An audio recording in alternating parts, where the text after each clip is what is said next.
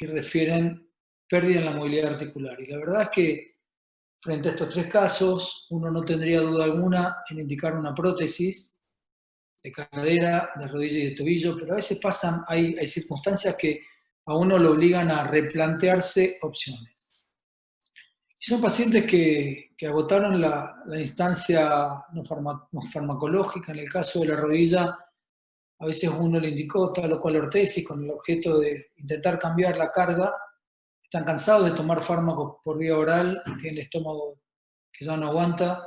Y uno dice, bueno, ¿qué terapias biológicas puedo plantear y para qué?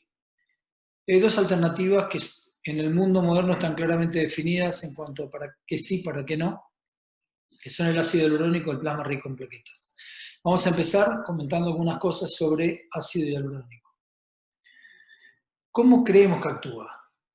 Algunos dicen, bueno, si le estás poniendo esto como el bardal, como colocarle un bardal al motor del coche. Es algo que tiene densidad, que va a lubricar la articulación, y si la lubrica seguramente vamos a mejorar la movilidad articular. Y si es una articulación que está lubricada, que se mueve mejor, tal vez el paciente le duele menos, y están los agnósticos que te dicen, mira, la verdad, yo creo que esto no sirve para nada. Y cuando uno se plantea, ¿por qué lo voy a inyectar? ¿Por qué lo voy a sugerir? Porque puede ser una buena opción hasta que el paciente se convence de que sí quiere hacerse la prótesis. No hay peor cosa que permitir ir al quirófano con un paciente que no está absolutamente decidido, absolutamente convencido por lo que uno le va a hacer, porque uno tiene la sensación de que haciéndole esto le va a doler menos. Pues yo no soy cirujano, soy reumatólogo, o soy médico clínico, o soy simplemente deportólogo, y como no tengo práctica quirúrgica, es una buena opción dentro del arsenal de opciones que tengo. Y de nuevo el agnóstico te dice, ellos creen que les hace algo. ¿Qué acciones tiene? Y depende del tipo. Hay un ácido hialurónico de peso molecular bajo, que tiene un uso cosmético, lo usan mucho las mujeres, últimamente varios hombres. Otro tipo de ácido hialurónico que tiene peso molecular medio. De acá hay dos cosas que me gustaría que vayan grabando. Este tiene efecto biológico. ¿Qué es lo que uno hace con esto? Viscoinducir. Ya vamos a ver de qué se trata la viscoinducción.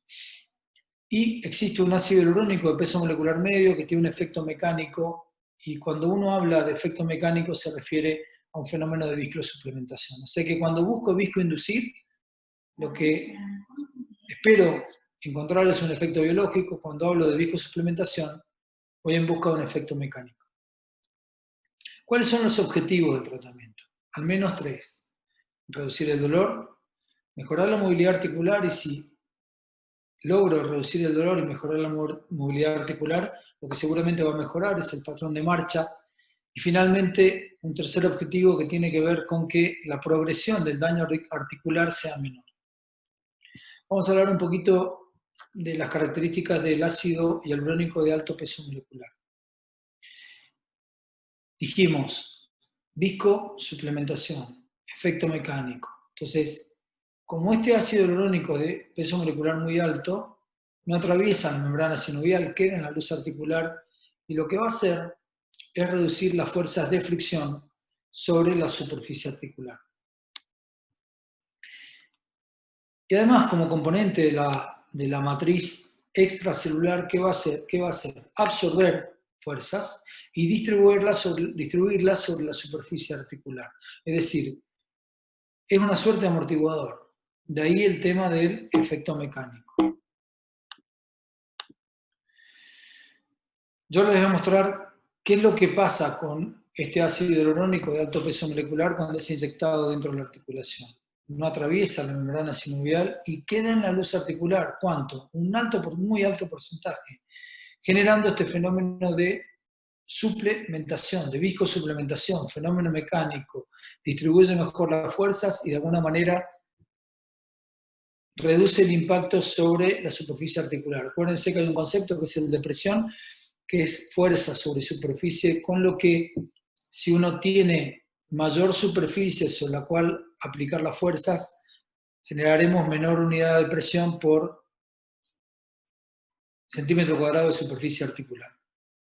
Como dijimos, no penetra dentro de la matriz celular, queda en la luz articular generando respuestas mecánicas. Y hay algo muy importante, hay que tener ojo con la carga excesiva.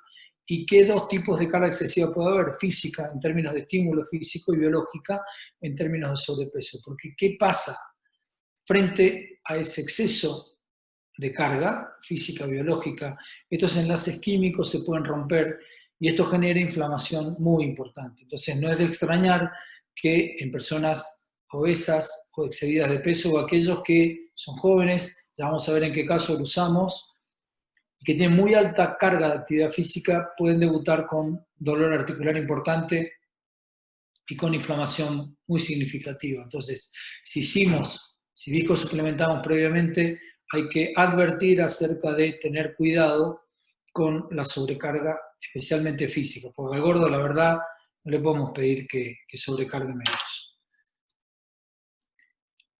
El ácido hialurónico de peso molecular medio, ¿cómo actúa? Actúa sobre diferentes células blanco. ¿Estos cuáles son? Son tres tipos de células. Las células inflamatorias, los sinoviocitos y los condrocitos. ¿Cómo?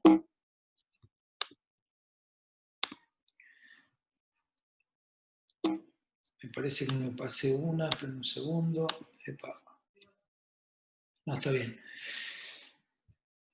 Antes de ir específicamente a la acción sobre las células inflamatorias, los sinoviocitos y los condrocitos, le quiero mostrar, a diferencia de lo que pasaba antes, cómo este ácido hialurónico de menor peso molecular sí atraviesa la membrana sinovial y ¿qué hace? Estimula la síntesis, entre otras cosas, de ácido hialurónico endógeno propio. Y ese ácido hialurónico que hace vuelve en un menor porcentaje al líquido sinovial. Este fenómeno, a diferencia del otro, acuérdense, es biológico, no mecánico, y es de viscoinducción en lugar de viscosuplementación. Entonces, como decíamos antes, sobre las células inflamatorias, ¿a partir de qué actúa? De la inhibición de la síntesis de las prostaglandinas E2. ¿Qué más hace? Estimula la adherencia, la proliferación y la migración de los leucocitos. Pero además, como hay radicales libres, actúa como una barrera de protección y evita la citotoxicidad inducida por estos radicales libres. ¿Por qué reduce el dolor? Porque inhibe, no solo inhibe a los mediadores de inflamación, sino además bloquea a receptores del dolor. Y finalmente participa de fenómenos de curación y reparación a partir de ¿qué? De estimular el crecimiento de los condrocitos, de inhibir la actividad de las enzimas condrodegradadoras y además de esto estimula la síntesis de los componentes de la matriz extracelular. Che, el ácido hialurónico de peso molecular medio, esto sí que es mágico, cura el pie plano, la caspa, no, para nada.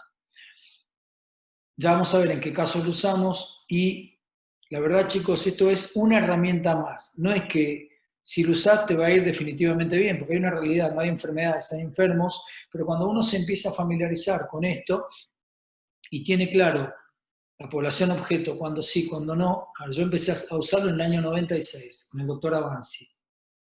Y la verdad que he tenido la posibilidad de, durante muchos años, tener clara la evolución de los pacientes, porque además, a través del aprendizaje, pude separar la paja del trigo y ver cuándo sí, cuándo no.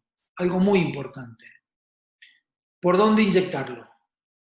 Ustedes acuérdense que, al igual que en artroscopía, tengo un portal anterolateral y un portal anteromedial. ¿Qué diferencia hay entre uno y otro? ¿Por qué no usar indistintamente uno y otro? Porque el cóndilo femoral interno es un poquito más grande que el cóndilo femoral externo y es mucho más fácil de entrar por acá. ¿Qué tienen que tener claro? La aguja tiene que ser 58, porque si uso una aguja más chica, la 48, me puedo quedar corto, y quedarme intrasinovial. Acuérdense que la membrana sinovial, si bien nos la presentan como un empapelado que recubre las paredes de la articulación, no siempre es así, hay algunos repliegues y no es extraño quedar intrasinovial. Yo durante muchos años usé el portal anterolateral, porque fue el que me enseñó el doctor Avanzi, pero en el año 2007, estando en España con el doctor Villarrubia, vi que él lo colocaba por superexterno.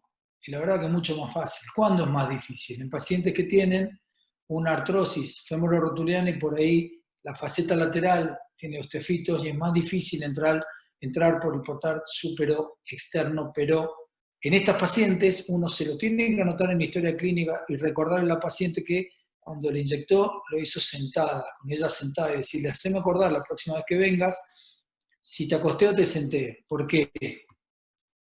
Porque es muy fácil tener que pinchar más de una vez cuando uno entra por súper externo.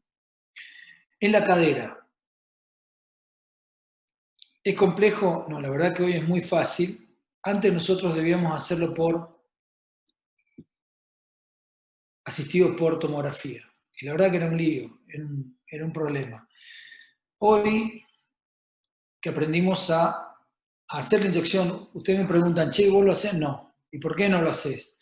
Pues tengo gente que lo hace mejor que yo y que está todo el día usando el ecógrafo. ¿Y entonces qué haces? Y se lo mando a ellos. Pero no es que tenés que saber todo. Sí, la verdad que sí, lo ideal sería saber todo, pero si no sabes todo, tenés que tener claro quién lo hace mejor que vos. Y en nuestro equipo hay un médico que es anestesiólogo, que hace tratamiento del dolor y que está todo ecoasistido.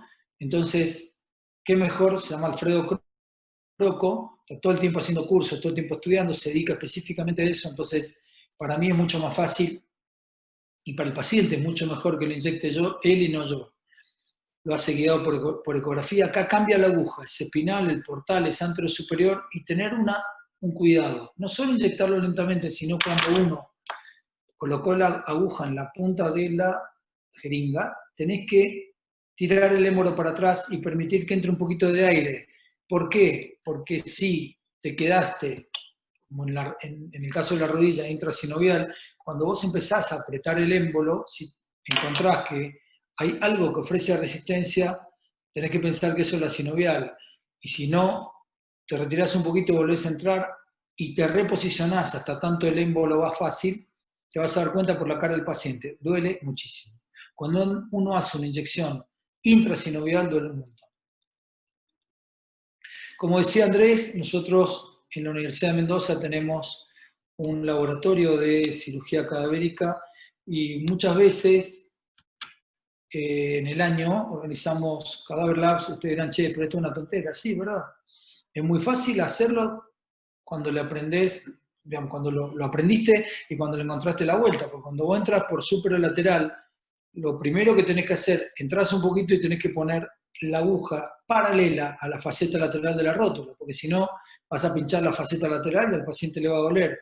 Entonces es muy fácil cuando estás canchero. ¿Es fácil ponerse canchero? No, necesitas como en todo, tiempo, práctica y aprender también de gente que tiene más experiencia que uno y van a leer Ramón Valius, Jordi Ardebo. Estos son médicos españoles que tienen muchísima experiencia. Ramón, por ejemplo, Ramón es un crack en todos los procedimientos ecoguiados, el médico de Nadal. Jordi Ardebo fue quien armó los servicios médicos del Barça y quien, por ejemplo, fichó a Messi cuando Messi fue a dar su actitud deportiva. Esto es simplemente anecdótico, son gente encantadora que tiene muchísima experiencia y que te hacen sentir como un igual. Por eso, cuando yo me junté, el doctor Avanzi me dijo, mirá que siempre tenés que pensar que hay alguien que sabe más que vos y alguien que sabe menos que vos, y alguna vez vos fuiste de los que sabían menos y te animaste a preguntar porque alguien te permitió hacerlo sin hacerte sentir un boludo. Entonces, a mí eso me quedó grabado, entre otras cosas y otra enseñanza que me dejó Roberto, con lo cual yo estoy siempre abierto a que pregunten lo que quieran, aunque sea el golazo más grande, no pasa nada, porque preguntando es cómo se aprende. ¿Dónde nosotros hacemos este tipo de cursos cadavéricos?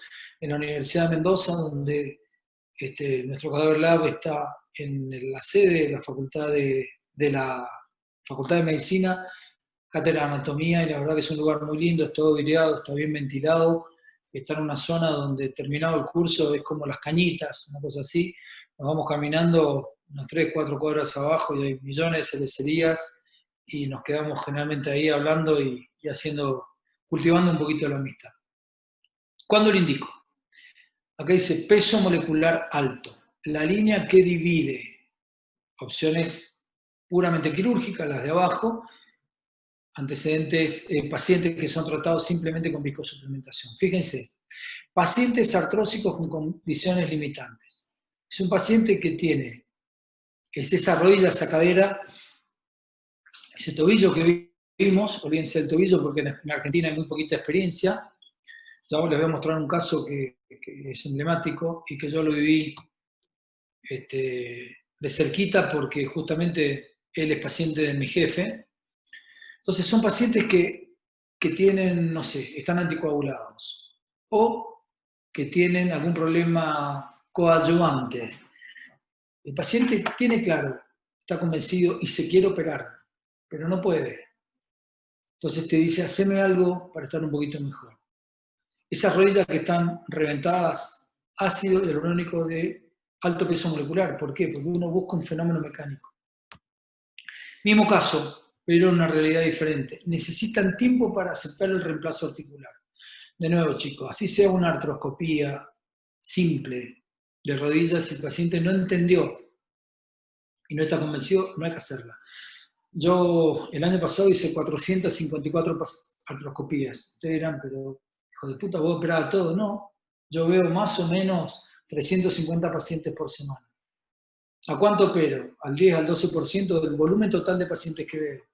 Y hay 3 condimentos que son clave y se los digo siempre. Primero, esto es selectivo. Segundo, hay 3 cosas que tenés que entender. Primero, tenés que tener claro qué te pasa. Tenés que entender que esto es quirúrgico, que no se va a resolver de otra manera.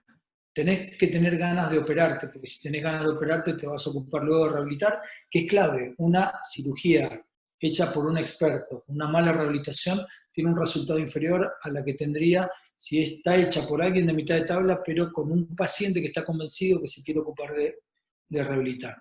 Y por último, digo yo, tenés que tener ganas de operarte conmigo. No tenés ninguna necesidad de hacerlo. Hacelo si entendiste estas 4 cosas. Y si no, no lo hagas. Entonces, estos pacientes artrósicos que necesitan tiempo para aceptar el reemplazo articular, acuérdense que son pacientes que dan vueltas, que ven al de la verdulería, al del supermercado, el que los ve renguear, le dice, che, ¿qué te pasa? No, mirá, me han dicho que me tengo con una prótesis. No, mirá, yo me enteré de unos que se quedaron rengos. Esos opinólogos hay que desterrarlos, pero el paciente tiene que tener la absoluta certeza de que se quiere operar. A mí siempre que me preguntan, ¿qué me puede pasar? Yo les digo, desde morirte hasta nada, lo que vos quieras. ¿Cómo? Sí, lo que acabas de escuchar. En la medida que vos tengas miedo y creas que te vas a morir, quédate tranquilo que vas a tener más chance de que te pase que de que no. Entonces, si tenés miedo, tratá de no dejarme a mí con la carga y andá y operate con otro. Pacientes jóvenes con antecedentes quirúrgicos en etapa precoz. Ustedes, chicos, seguramente han vivido la época moderna, la época donde todo se resuelve de manera prácticamente ambulatoria y por instancias mínimamente invasivas. Yo no sé cómo se opera un menisco a cielo abierto, pero sí viví a pacientes que les quitaron el menisco en etapa precoz. Entonces, antiguamente era grandes incisiones, grandes cirujanos. Te hacían una artroscopía o te operaban un menisco y te dejaban un yeso un mes. Te operaban un cruzado y te dejaban 2 meses un yeso. Y muchos antiguamente te inmovilizaban en flexión. Es como si un codo lo inmovilizase en extensión. ¿Sabes cuándo lo vas a doblar? Y con la rodilla pasaba lo mismo. Entonces, esos pacientes, mientras uno menos lo toque, mejor. Entonces, una opción puede ser usar ácido hialurónico de alto peso molecular. Vamos a los casos quirúrgicos. Ex deportistas en busca de una artrolisis. ¿Qué es? Una limpieza para ganar tiempo. Son pacientes a los que a veces es bueno además hacer una descompresión femororoturiana, una liberación retinacular externa o con una liberación en 360 grados para descomprimir la rótula. Son pacientes que después de 6 semanas uno tiene que valorar si lo hace o no lo hace. Miren, recién vino un paciente que yo lo operé hace 3 años, tenía una lesión en el cóndilo femoral interno. Le hice viscosuplementación. Para él el fútbol, él juega con amigos, pero si no juega se deprime. Terminamos con el plan de viscosuplementación en el 2018. Fue el último paciente que vi hoy y me vino a preguntar si no era hora de volver a viscosuplementarle. Yo le dije, te voy a decir la verdad, por lo que estoy viendo, tenía muy buena masa muscular, muy buen rango articular, no tenía dolor. Le dije, mira Marcelo, por lo que yo veo, no es necesario, pero por lo que vi adentro de la articulación sí. Y aparte por lo que vi de tu proceso, en el postoperatorio donde te deprimiste porque no podías jugar y vos no veías la luz. Son pacientes que por lo general tienen un periodo de convivencia previo con la lesión un tanto prolongado, con lo cual durante esa etapa previa van perdiendo, alteran la marcha, pierden masa muscular, compensan con la otra pierna, con lo cual uno tiene que revertir luego de la operación todo esto que se fue agregando. Y a este chico particularmente le costó mucho. Dije, si yo no te conociera, te tendría que decir que no. Como te conozco, te digo que sí. ¿Qué diferencia? Que en aquella época yo lo hice viscoinducción, 2 inyecciones, viscosuplementación la tercera y 2 inyecciones más de viscoinducción, 2018. Y al día de, hasta antes de la pandemia, pudo jugar al fútbol sin problemas y tiene 40 y pico años, cerca de 50. ¿Qué le pasó ahora? Lo que le pasó a todo el mundo. Aumentó de peso, se desacondicionó físicamente, con lo cual él lo que hizo antes fue comprarse una bicicleta para complementar el gimnasio y lo futbolístico con la bicicleta. Bueno, bajada de peso, empezó a andar en bici, y ni bien tenga la inyección, empezamos. Pososteotomías. Ustedes dirán, che, pero si le cambias el punto de apoyo, ¿para qué le vas a hacer viscosuplementación? Porque es una rodilla que ha estado deteriorada, entonces, sí, de nuevo chicos, esto no es que sí o sí se lo hago. Uno va seleccionando el paciente, es una herramienta más. Entonces, en las pososteotomías, uno puede utilizarlo como una cuestión coadyuvante, porque si bien cambió el punto de apoyo, contribuye a ayudar a que el microambiente articular sea mejor.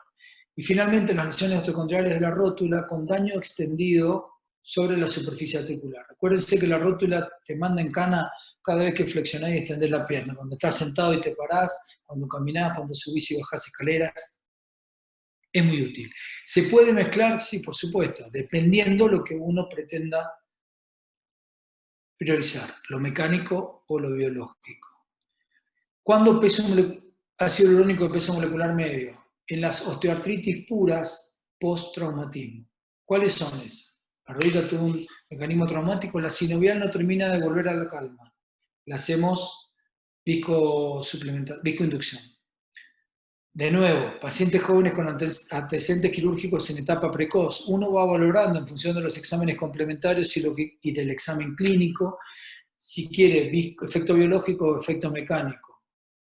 Fíjense cómo se repiten. Ex deportista en busca de una artrolisis. Si yo quiero un efecto biológico, voy por el ácido hialurónico de peso molecular medio. Si busco un efecto mecánico, peso molecular alto. Lo mismo, osteoartritis, pero ya no pura postraumatismo, sino pura postoperatoria. Son esas rodillas que no terminan de volver a la calma y que en la medida que uno le hace lo viscoinduce, son rodillas que empiezan a volver a tener forma. Es decir, habitualmente son rodillas un poquito más tumefactas, con límites menos definidos, con bordes menos definidos, y uno va viendo con el correr de las inyecciones, esto tampoco es magia, yo siempre les digo, vas a notar una diferencia importante 2 semanas después de la cuarta. Antes va a ser mucho menos marcado. Como terapia coadyuvante en tratamiento de lesiones condrales, haya sido el gesto que hayan tenido que hacer, de nuevo pososteotomías y en lesiones osteocondrales de rótula con daño extendido de la superficie articular. Hay distintos tipos. Yo ahora voy a ser absolutamente honesto, chicos. ¿Por qué yo uso YALART? Porque tiene mayor evidencia clínica que otros, YALART o YAL1, porque tiene mayor seguridad documentada a través de trabajos y porque el laboratorio Bagó, amén de que yo trabajo con ellos organizando un montón de cosas, tomó la decisión el año pasado estando en un proceso de mutación de empresa familiar a multinacional, un modelo multinacional, decidió retirar el retorno de la práctica habitual. Ustedes dirán, ¿vos recibís? No. ¿Y qué? ¿Sos bueno? ¿Me das agua bendita? No. pero yo a mi libertad no le pongo precio. Y es una decisión personal. ¿Tiene costo? Sí, altísimo. Porque esto es como no merquearse en un contexto donde la inmensa mayoría se merquea. Bueno, es mi elección. ¿Es discutible? Sí, un montón. ¿Es fácil? No, recontra difícil, pero yo prefiero hacerlo de esta manera.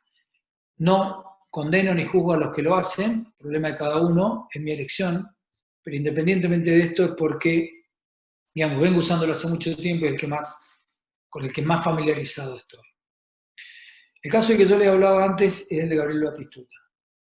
Gabriel Batistuta lo fue a ver a Roberto Avanzi para que le cortara las piernas. Y ustedes dirán, che, ¿no será un poquito exagerado? Gabriel Batistuta, muchas veces, dicho por él en los reportajes, se hacía pez en la cama, porque le causaba muchísimo dolor levantarse a la noche a hacer pis en el baño. La primera cirugía que le hicieron fue una artrodesis con asistencia artroscópica. Estos tobillos vinieron así del primer mundo, chicos. A Gabriel lo infiltraban en Italia para poder jugar aproximadamente cada 15 días. La artroscopía yo la vi, no le quedaba nada de cartílago.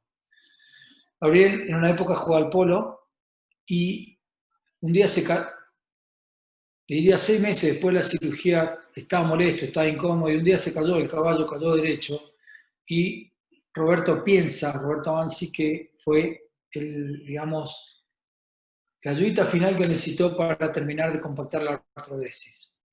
En este otro tobillo, para él poder hacer esto que les voy a mostrar ahora,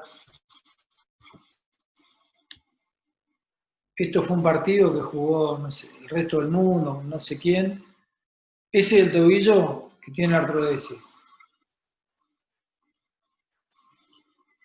Usted imagínese un tipo que fue uno de los goleadores más importantes o más significativos de la selección argentina de fútbol, es dueño de muchos campos en Reconquista, ahí donde está el tema de Vicentín, y el tipo no puede ir a un shopping con sus hijos ni caminar los campos que tiene por el dolor. ¿Cómo lo fue llevando? Con ácido hialurónico de alto peso molecular. ¿Y después qué?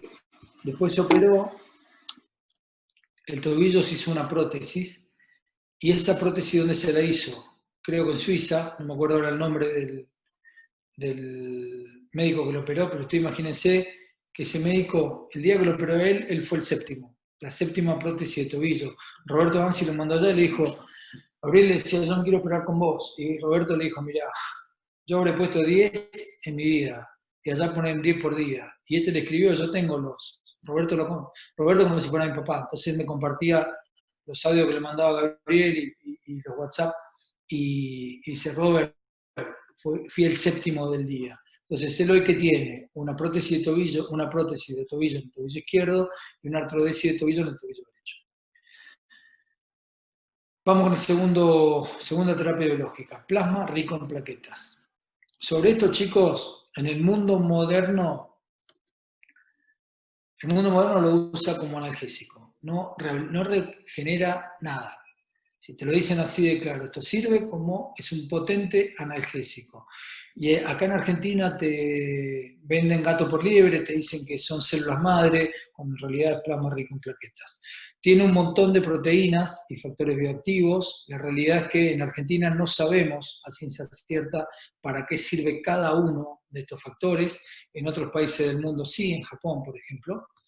¿Qué es lo que se sabe que hace? Actúa en las distintas fases del proceso de curación, pero sobre todo en esta fase, en la fase inflamatoria, no tanto en la fase proliferativa y de remodelación.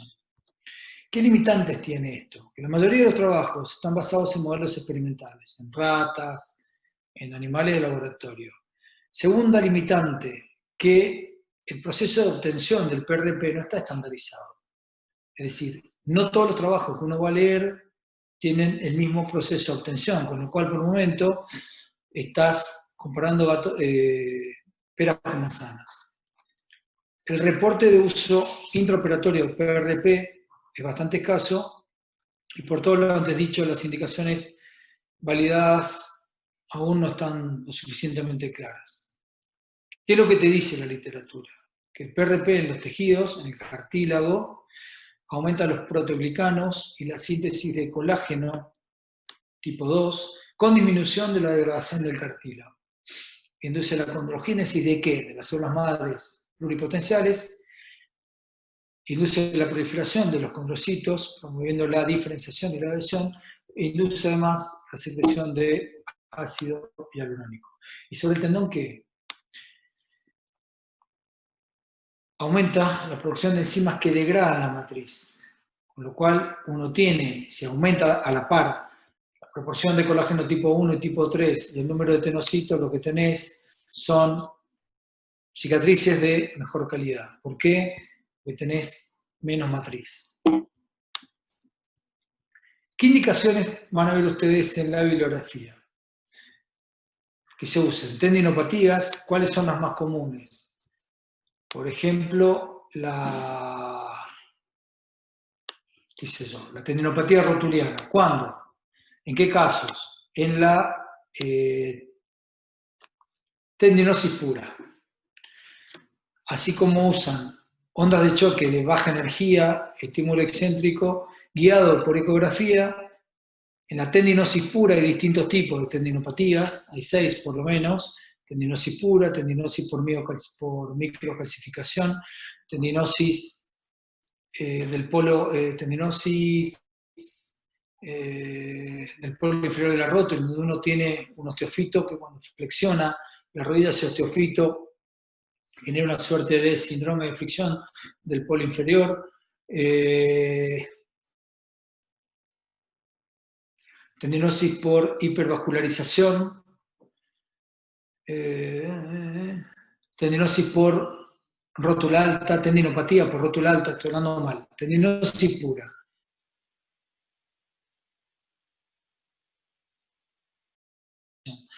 Tendinopatía por síndrome de fricción del polo inferior de la rótula, tendinopatía por rótula alta y las tendinopatías mixtas. En las tendinopatías puras, en las tendinosis puras, está indicado el uso del PRP. En las entesopatías, ¿en qué casos, por ejemplo? En la epicondilalgia. En las lesiones ligamentarias agudas, ¿de qué tipo de ligamentos? Ligamentos acintados, ligamento colateral medial de la rodilla y el complejo ligamentario externo del tobillo. En lesiones musculares, ¿quién los usa mucho? La selección argentina de fútbol. Entonces yo hablé con Alejandro Rolón y le dije: Ale, ¿qué cambios ven ustedes? Ellos tienen todo un protocolo, absorben el hematoma intralesión y luego le inyectan PRP.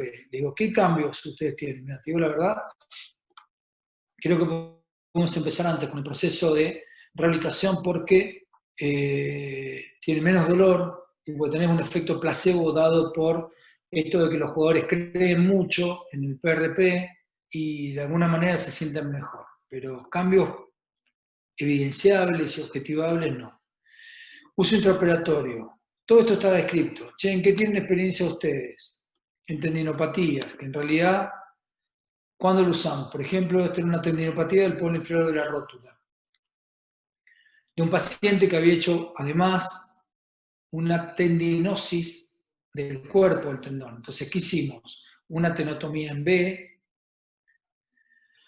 hicimos una resección del polo inferior de la rótula, hicimos tenolisis longitudinales y le colocamos ahí plasma rico en plaquetas. Esto es magia, no, chicos. Hay que cumplir luego con un adecuado proceso de recuperación y a la hora del alta deportiva el paciente debe cumplir con criterios de alta deportiva. Si no están, no hay que darle alta. ¿Y qué particularidad tienen las tendinopatías? Tienen una tasa metabólica lenta, generalmente son cuadros que son subestimados y uno cree, con frecuencia se cree o se vende que la cirugía es una solución rápida para la vuelta al deporte. Y la realidad es que no todos evolucionan bien y por esto de la tasa metabólica lenta, a veces la vuelta al deporte te lleva de 4 a 6 meses. En las tenorrafias del Aquiles, en las reparaciones agudas, nosotros hacemos la tenorrafia y le colocamos arriba plasma rico en plaquetas. Nosotros no inmovilizamos, solamente le colocamos una férula de yeso por 12 días y cuando la piel cicatrizó, lo pasamos un walker. Y van rápido a kinesiología porque esto si no te pegotea todo. Y en la reconstrucción plástica ligamentaria del ligamento cruzado anterior. Esto que les voy a mostrar ahora es de una clínica de Chile. Esta clínica se llama MEDS. Es una clínica de medicina deportiva que es un infierno. Es la clínica más moderna que yo alguna vez vi. Enseguida les voy a mostrar un videito cuando terminemos para que vean de qué les hablo. ¿En qué lo usan en la clínica? Tratamiento no quirúrgico de la artrosis de rodilla con infiltración articular de PRP autólogo. Esto sería similar al ácido hialurónico. ¿Por qué usan PRP? Porque tiene un gran efecto desinflamatorio. Entesopatía. En la epicondilalgia con rotura del tendón extensor. ¿Qué infiltran? PRP autólogo, ¿cómo? Guiado por ecografía. En la tendinopatía rotuliana, ¿cuál? La tendinosis pura. Y finalmente, en las reconstrucciones plásticas ligamentarias, al igual que nosotros, pero nosotros no usamos células madre de médula ósea, ellos usan ambas cosas. Ellos obtienen célula madre por punción, células madre por punción de médula ósea y por aféresis. Bueno, yo trabajo en un hospital, trabajo en realidad, el centro médico nuestro está acá, en un centro comercial y el hospital también, es una unidad de cirugía mayor ambulatoria, con lo cual todos nuestros procedimientos deben terminar bien. El hospital abre a las 7 de la mañana, cierra a las 8 de la tarde y nada puede quedar internado, con lo cual debemos tener muy claros criterios de admisión y no hay mucho margen para el error porque nadie puede quedarse a dormir acá. ¿Qué método usamos? El de Artrex. Entonces, extraemos una muestra de 10 centímetros cúbicos de sangre entera. Este método no requiere del agregado anticoagulante. Inmediatamente se centrifuga. Es un sistema de doble jeringa, ya lo van a ver mejor, a 1500 revoluciones durante 5 minutos. Entonces, uno que obtiene esto. El sistema de doble jeringa, uno obtiene la sangre acá, Esto se centrifuga y te queda glóbulos rojos y glóbulos blancos, digamos, toda la fracción celular, plasma pobre y el plasma rico acá arriba que es aspirado por este sistema de doble jeringa. El plasma rico en plaquetas separado, como dijimos, en estas 3 fracciones y nosotros lo obtenemos y ¿cuándo lo aplicamos? Lo aplicamos localmente en el injerto después de preparado el mismo. Si lo preparamos y lo inyectamos, ustedes dirán, che, pero ¿cuándo se lo sacás? Apenas el paciente entra al quirófano, el anestesista obtiene la muestra de sangre. ¿Cuándo más? Durante el pasaje del injerto por los túneles. ¿Por qué? Porque, y finalmente en el aparato extensor, ahora se los muestro. Esto es así. El injerto lo ven brillante porque lo inyectamos con ácido hialurónico y queda en este Pyrex embebido. Lo mismo con el injerto semitendinoso recto interno. Nosotros cuando vamos a cerrar, lo que nos quedó en este Pyrex es recuperado y se inyecta en la zona dadora. Nosotros cerramos, esto está mal puesto, qué huevón, lo puse al revés. Vamos para atrás entonces. Nosotros cerramos la vaina. A este nivel, los restos de hueso son colocados, nosotros hacemos una suerte de bolsillo, es decir, solamente acá cerramos tendón, en el polo proximal, en la zona proximal, a nivel del polo inferior de la rótula, cerramos tendón y vaina. ¿Para qué? Para que los restos de hueso que colocamos acá para rellenar el defecto rotuliano no migren al tendón y generen una metaplasia. Epa. Inyectamos a lo largo de la zona dadora y finalmente en el polo inferior de la rótula. ¿Y qué seguimiento posoperatorio le hacemos? Valoramos el componente doloroso. Son pacientes, todos salen con solamente 2 cosas. Con Nutragesic Plus o tramador más paracetamol y un Flovocox o un Etoricoxib o un Dolten sublingual. No le damos mucho más que eso. Alternados cada 6 horas. Y son pacientes que toman 2 cajas y chao. Es decir, la primera semana ya casi nadie toma analgésico. Con lo cual el consumo de AINES es bastante menor que en casos en los que no usamos PRP. son rodillas que generalmente están secas al día siguiente. Y ustedes dirán, ¿por qué? Y obviamente por la acción de las plaquetas. Y la herida quirúrgica es llamativo como al día siguiente tiene 0 características húmedas. Como consecuencia del menor dolor, del menor componente inflamatorio, tiene muy buen rango de movilidad articular. Rápidamente consiguen los 90 grados, ya le voy a decir algo más que yo hago.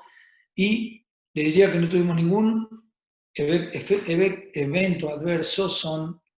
En realidad lo que nos está haciendo es colocándole al paciente en la rodilla lo mismo que obtuvo de ese paciente, que es sangre, y lo típico es que todos, la tercera semana, están en el gimnasio. Ustedes dirán, che, ¿cómo sé para que tengan 90 grados de rango de movilidad articular? No les pongo férula y no les pongo muleta. Y ustedes dirán, ¿por qué? Nosotros, ¿cómo hacemos los ligamentos cruzados? Anestesia general y bloqueo del nervio safeno. No bloqueo del crural, del safeno. ¿Cómo? De manera ecoguiada. Los anestesiólogos lo buscan a nivel del canal de los aductores, con lo cual están 3 horas en el hospital y se van. Con dolor, no, mínimo dolor. ¿Como consecuencia de qué? Del bloqueo del safeno. Entonces, ¿cuál es la discusión? El PRP se obtiene fácil. Con este sistema de doble jeringa el potencial de incontaminación es mínimo, diría que nada pasa. Nosotros, ¿qué es lo que vimos con los pacientes que tratamos? Que la evolución posquirúrgica es benigna y rápida, muy poco componente inflamatorio, se recuperan rápidamente los rangos de movilidad y sin complicaciones. Y como le dije antes, los pacientes vuelven al gimnasio al día 21. ¿Qué tiene importante esto de ser exigente con uno mismo, no mentirse a sí mismo, preguntar, capacitarse, organizar eventos donde viene gente de otro lado, y uno también aprovecha para aburrirse? Esto es lo que yo llamo el entrenamiento invisible, que es el que nadie ve y que hará que todos te vean triunfar.